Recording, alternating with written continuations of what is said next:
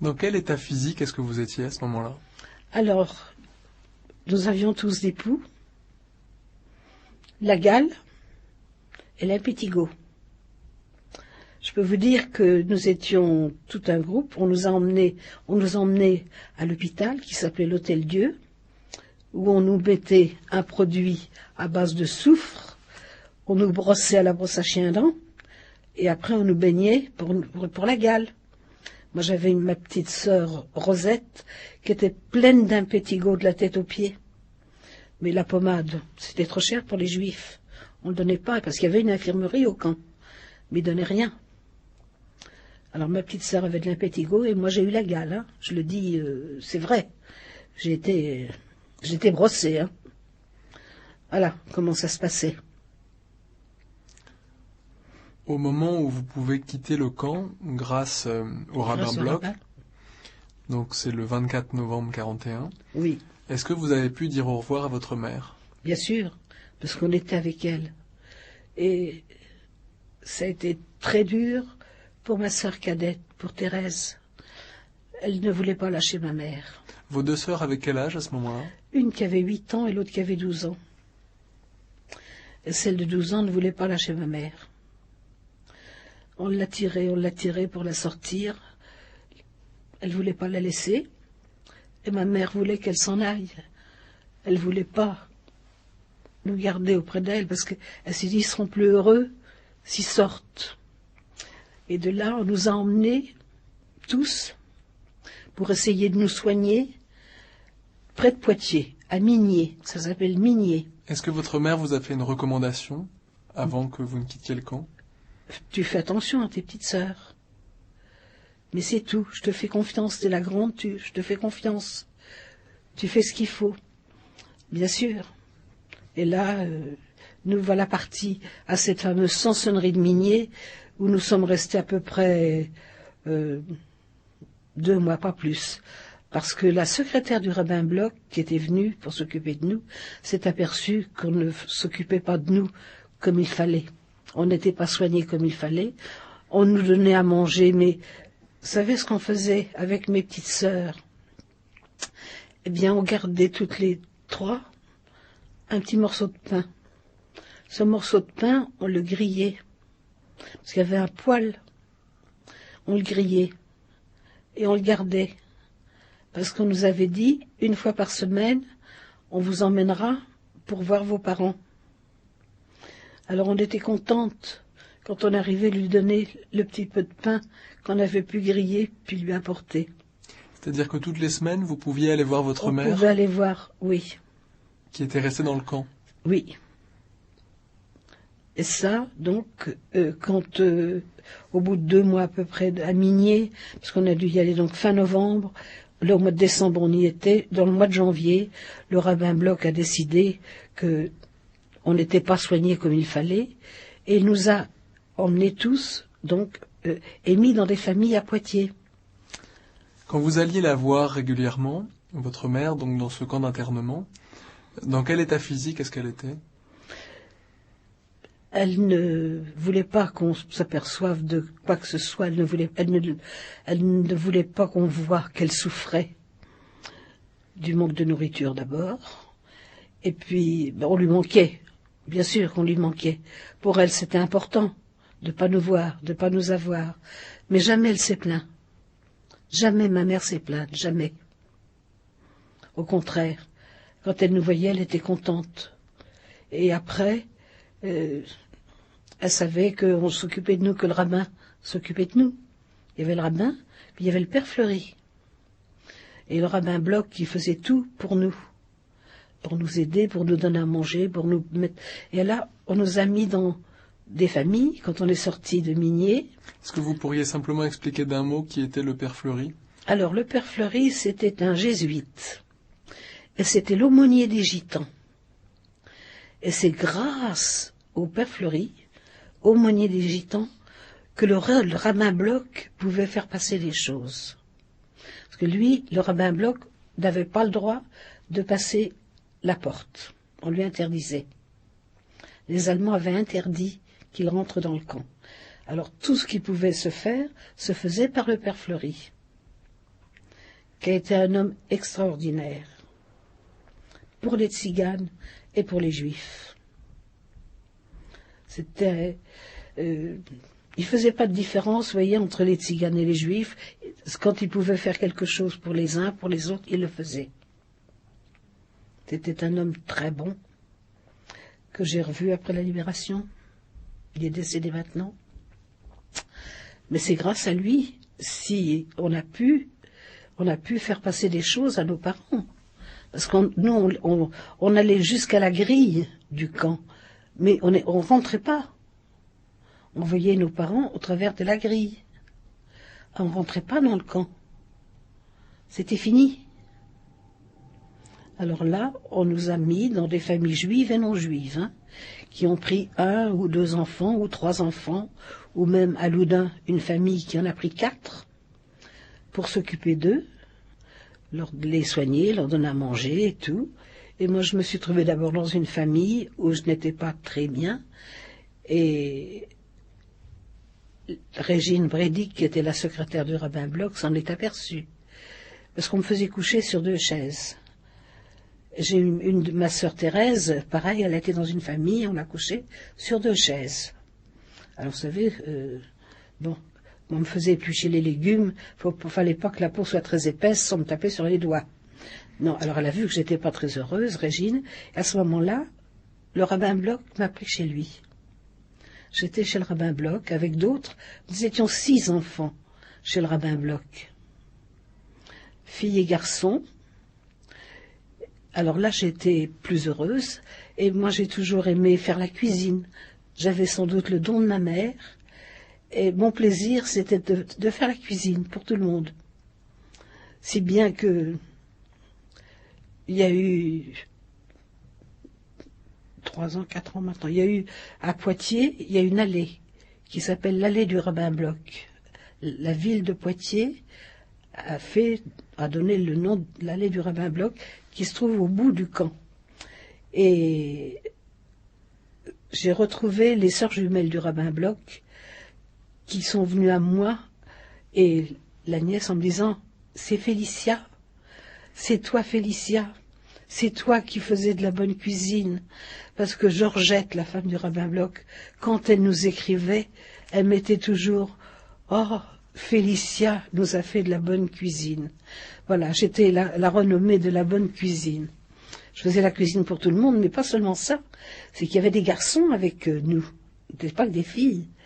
Et il y en a un encore qui est vivant, c'est Michel Gluba, que ma sœur va régulièrement, il est dans une maison de retraite, et il lui dit toujours, il commence à vieillir lui aussi, il lui dit toujours, c'est grâce à Félicia si j'ai su laver mes chemises et mes chaussettes.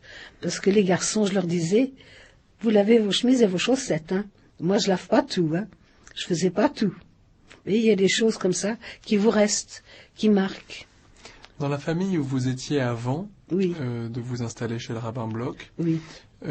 Est-ce que les gens qui vous hébergeaient savaient que vous étiez juive? Bien sûr, ils étaient juifs. Moi, la famille où j'étais, c'était juif. Mais ils étaient pas très bien, j'étais pas très bien. Et tout de suite, ils nous ont... Bon, le rabbin a senti qu'il valait mieux que j'aille chez lui. Et je peux vous dire que chez lui, j'ai été heureuse. Mais entre-temps, il y a eu la déportation du camp de Poitiers. Le 18 juillet 1942, c'est-à-dire un peu plus d'1 an après notre arrestation, le 18 juillet 1942, il y a eu la déportation. C'était la première déportation qui partait du camp de Poitiers. Et moi, j'ai vu ma mère la veille. Parce qu'étant chez le rabbin Bloch, avec une autre fille, Edith, avec Annette Chechanowski, nous allions tous les vendredis avec une remorque. Le rabbin Bloch avait pu avoir des choses. Il arrivait à avoir un peu de pain, à avoir des biscottes, à avoir de l'alimentation un peu. Et tous les vendredis, nous allions de la rue Maillochon. Je ne sais pas si je vais vous expliquer. C'est de l'autre côté de la gare de Poitiers. Le rabbin Bloch habitait au 1 bis rue de Maillochon. Eh bien, nous prenions la remorque avec Annette, nous faisions tout un tour par le pont Tachard, remonté jusqu'à la route de Limoges, je ne sais pas combien de kilomètres ça fait, mais c'est toute la traversée de Poitiers. Et toutes les deux, on traînait notre remorque pour aller porter tous les vendredis à manger, donc aux familles juives. Et là, ce vendredi-là, ma mère est arrivée derrière les barbelés, parce qu'elle savait à l'heure où on arrivait, et elle m'a dit, demain, on part travailler en Allemagne. On nous a avertis qu'on allait partir travailler en Allemagne. Alors tu sais, j'ai 42 ans, je suis costaud, tu sais encore, je suis forte, je tiendrai le coup. Ne t'inquiète pas, hein, surtout tu dis rien, ni à Thérèse, ni à Rosette. On part, je pars, mais je reviendrai vous chercher. Je l'attends encore. Alors surtout, tu fais rien, tu pleures pas, tu dis rien, c'est rien. Tu vois, on va partir là, mais t'inquiète pas, on va travailler. On va aller travailler en Allemagne. C'est la dernière fois que j'ai vu ma mère. Et alors il y avait une chose, c'est quand j'avais eu mon anniversaire, mes 14 ans, mon père m'avait remis pour mes 14 ans une bague avec un diamant. Alors je dis à maman, je dis, tu sais pas maman, tu devrais me donner ma bague, puisque tu vas partir en Allemagne. Tu me donnes ma bague. Et ma mère me fait, chut, j'ai tout caché. J'ai tout caché. Et mon mari pourrait vous le dire. Figurez-vous qu'à côté du camp de la route de Limoges, qui n'est plus un camp de la route de Limoges, il y a une maison qui s'est construite très peu de temps après que tous les Juifs soient partis. Des gens ont acheté un terrain. Ils ont fait construire une première maison. Ensuite, il n'y a pas très longtemps, il y a peut-être maintenant 10 ans, un beau jour, ces gens ont dit, on fait construire, comme ils avaient un très grand terrain, on fait construire une maison derrière. C'est un couple avec, ils ont une fille qui est mariée, et ce couple a fait construire une maison. Si vous voyez la maison, et moi quand je les ai vus, quand j'ai vu commencer cette maison à la faire, j'ai dit à mon mari, tu vois ça, c'est l'argent de tous les bijoux qu'ils ont trouvés dans le terrain. Et maintenant qu'ils savent qu'il y a 50 ans, bah oui, ça doit faire 10 ans, maintenant qu'il y a 50 ans, il y a prescription, ils ont trouvé les bijoux, puis tu vois, ils sont en train de faire leur maison avec les bijoux. Ça vous en êtes sûr ou c'est une supposition? C'est une supposition, mais j'en suis presque sûre, parce que je dois vous dire, et ma sœur Thérèse vous le dirait, nous avons vu les Juifs, quand on a dit qu'il allait y avoir des déportations, pas des déportations, on disait pas ils allaient travailler dans l'Allemagne, mais vous savez que les Juifs mettaient des bijoux dans des boîtes, qu'ils les mettaient dans les water et qu'ils les mettaient dans la terre. Qui a trouvé les bijoux? Parce que ces gens, ils ont acheté vraiment le terrain, ce qui était le chemin de ronde, la partie du chemin de ronde, plus tout un terrain. Ils ont fait construire une première maison, et ils ont habité la baraque qui servait de secrétariat le temps qu'on construisait leur maison. Et donc 50 ans après, ils refont construire une maison, c'est un château. Et je regarde, ça leur a pas porté chance. Je devrais pas le dire, je suis pas méchante, ça leur a pas porté chance, parce que lui, cet homme, il est tombé malade, il est mort maintenant. Elle se trouve toute seule dans une maison qui a peut-être 15 pièces. Et je voudrais que vous voyiez la maison. Et ça, dès que j'ai vu cette maison, j'ai dit à mon mari, ça, c'est ça. Tu vois, c'est les bijoux des pauvres juifs qui ont été déportés. Pour moi, c'est ça. Je peux pas le prouver. Et j'en suis sûre. Vous voyez, même ma mère m'a dit, j'ai caché.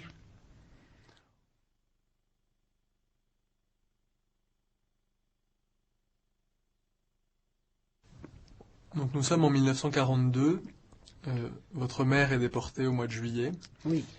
Est-ce que, depuis le mois de juin de cette année 42, vous portez l'étoile jaune? Bien sûr. Comme tout le monde.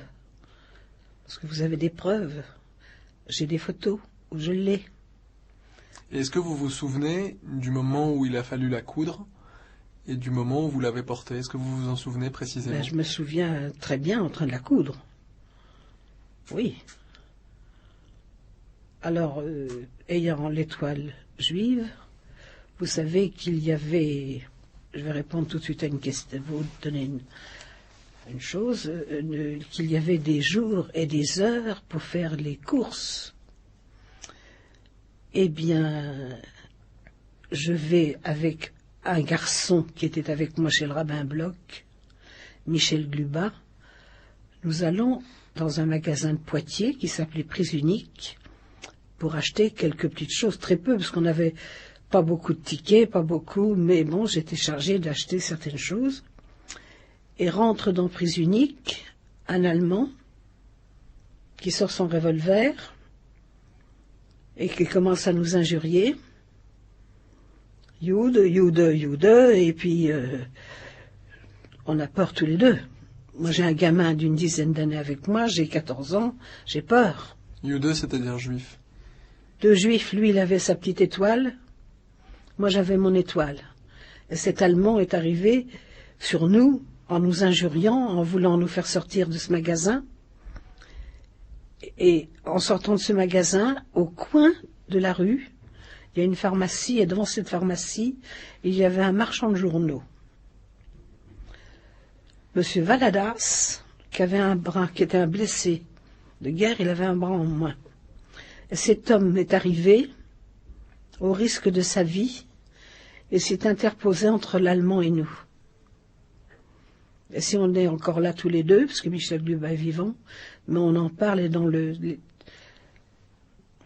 Paul Lévy en parle dans son livre, et il raconte ça. Parce que si on doit être encore là, c'est grâce à ce marchand de journaux qui s'est interposé. Paul Lévy, qui est un historien de la région. Qui est professeur d'histoire à Poitiers. Et c'est lui qui m'a interviewé, qui a fait tout un livre sur le camp de Poitiers d'abord, mais vraiment un livre d'historien, où il donne des chiffres, tant de déportés tel jour, tant de rentrées, tant de sorties. Et il a refait un livre sur le rabbin